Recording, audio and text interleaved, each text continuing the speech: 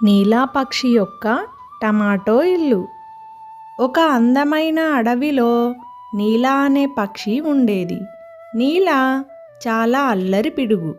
తన తోటి స్నేహితులతో తను ఎంతో చిలిపిగా ఉండేది. ఒకరోజు నీలా చెట్టు మీద అలా నిద్రపోతూ ఉంటే ఒక విచిత్రమైన కల వచ్చింది. ఆ కలలో ఫెయిరీ కనిపించింది. ఆమె ఎంతో అందంగా ఉంది.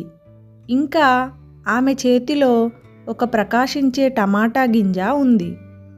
ఫెయిరీ నీలాని చూస్తూ చిరునవ్వుతో ఇలా చెప్పింది, చూడు నీలా, ఈ టమాటా గింజని నాటితే నీ కలల టమాటా ఇల్లు మొలుస్తుంది.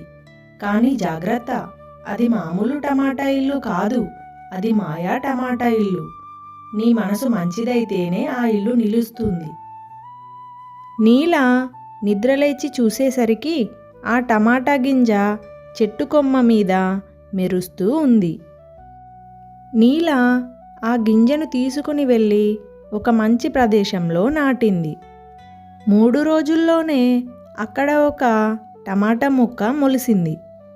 అదే రోజు రాత్రి ఆ మొక్క ఒక్కసారిగా పెరిగి ఓ టమాటా హౌస్గా మారింది. కానీ అది సామాన్యమైన ఇల్లు కాదు, మాయా ఇల్లు. టమాటా ఇల్లును చూసిన నీలా చాలా ఆశ్చర్యపోయింది. ఆ ఆశ్చర్యంలో ఆనందం తట్టుకోలేక చిందులు వేసింది. ఇంకా తన స్నేహితులందరినీ పిలిచింది. ఏనుగు పిల్ల, ఉడత, ఎర్రపక్షి, అందరూ ఇలా రండి. ఇక్కడ ఏముందో చూడండి. రండి రండి, త్వరగా రండి. వెంటనే తన స్నేహితులందరూ అక్కడికి వచ్చారు. వారంతా టమాటా ఇల్లును చూసి చాలా ఆశ్చర్యపడిపోయారు. ఇది కళ లేక నిజమా? మాయా టమాటా ఇల్లు చూస్తుంటే నమ్మబుద్ధి కావడం లేదు. చాలా ఆశ్చర్యంగా ఉంది అని వారు చెప్పారు. కళలు నిజమవుతాయంటే ఇదిగో ఇదే ఉదాహరణ అని నీలా చెప్పింది. అలా రోజులు గడుస్తుండగా ఒకరోజు ఓ పిచ్చి కాగితం పక్షి ఎగురుకుంటూ అక్కడకు వచ్చింది. వచ్చి రాగానే ఇంటి లోపలికి చొచ్చుకొని పోయి ఇల్లంతా తిరిగి చూసింది.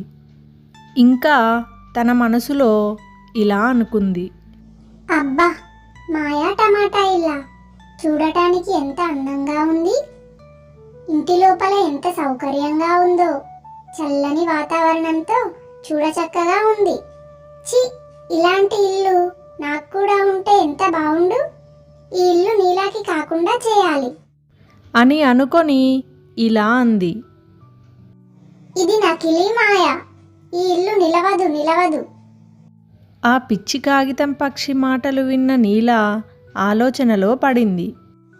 నిజంగానే ఈ ఇల్లు కూలిపోతుందా ఏంటి అని ఆలోచిస్తూ నీలా యొక్క మనసు నెగటివ్ అయ్యింది. వెంటనే ఆ మాయా ఇల్లుపై ఆమ్లాన్ని పోసినట్టు కరిగిపోసాగింది. వాసన కూడా మారిపోతోంది. ఆ సమయాన నీలా గట్టిగా తన మనసును శుభ్రం చేసుకుంది. మళ్ళీ ధైర్యంగా, ఇది నా కల, నేను నమ్ముతున్నాను అని బలంగా అరవగా మాయా టమాటా ఇల్లు ఒక్కసారిగా మళ్ళీ మునపటిలా మారిపోయింది. ఇప్పటి నుండి నేను ఎవరి మాటలు నమ్మకూడదు. ఎవరూ చెడుగా మాట్లాడకుండా ఏదైనా చేయాలి. ఏం చేయాలా అని ఆలోచించసాగింది నీలా. నాకొక ఆలోచన వచ్చింది. ఇలా చేస్తే సరిపోతుంది. నీలా తన తెలివిని ఉపయోగించి ఇంటి ముందు ఒక బోర్డును పెట్టింది. ఆ బోర్డు మీద ఏం రాసిందంటే, ఇల్లు టమాటోతో కాదు, నమ్మకంతో నిలుస్తుంది. ఇంకా ఈ బోర్డు చూసిన వారెవ్వరూ చెడుగా మాట్లాడరు అని చెప్పుకుంటూ ఇంటి లోపలికి వెళ్ళిపోయింది నీలా. ఈ కథలోని నీతి ఏంటంటే, మన కలలు నెరవేరాలంటే మాయ కంటే గొప్పదైన నమ్మకం మన మనసులో ఉండాలి. ఎవరేమన్నా కూడా మన ఆశయాన్ని నమ్మితే ప్రపంచమే మారుతుంది. Hi, hello. మా స్టోరీస్ కనుక మీకు నచ్చినట్లయితే తప్పకుండా లైక్ చేయండి, షేర్ చేయండి. మరిన్ని వీడియోస్ కోసం మా ఛానల్ని సబ్స్క్రైబ్ చేసుకోండి. Thank you for watching.